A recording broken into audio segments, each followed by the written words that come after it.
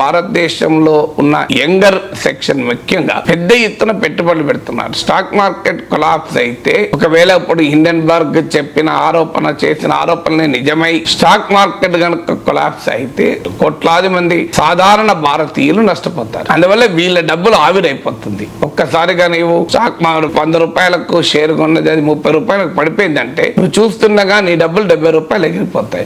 ఆ రకమైన లాస్ వచ్చే ప్రమాదము మన వారికి ఉంటుంది. అందుకే ఈ రెగ్యులేటరీ ఇన్స్టిట్యూషన్స్ ఎఫెక్టివ్ గా పనిచేయాలి. రెగ్యులేటరీ ఇన్స్టిట్యూషన్స్ కు నాయకత్వం వహిస్తున్న వారికే ఈ అక్రమ లావాదేవీలతో సంబంధం ఉంటే సెబీ ఏ రకంగా రెగ్యులేట్ చేస్తుంది అన్నది ఇప్పుడు ఈ ఆరోపణ చేస్తున్న వారి విమర్శ. అందువల్ల ఒకవేళ ఈ హిండెన్బర్గ్ చేసిన ఆరోపణ నిజమైతే నష్టపోతే ఈ నష్టానికి బాధ్యులు ఎవరు? ప్రధానమంత్రి బాధ్యత వహిస్తాడా? సెబీ చైర్మన్ బాధ్యత వహిస్తారా? గౌతమ్ అదానీ బాధ్యత వహిస్తారా? ఎవరు బాధ్యత వహిస్తారు? వాళ్ళకి ఆ డబ్బులు ఎవరు ఇవ్వాలి?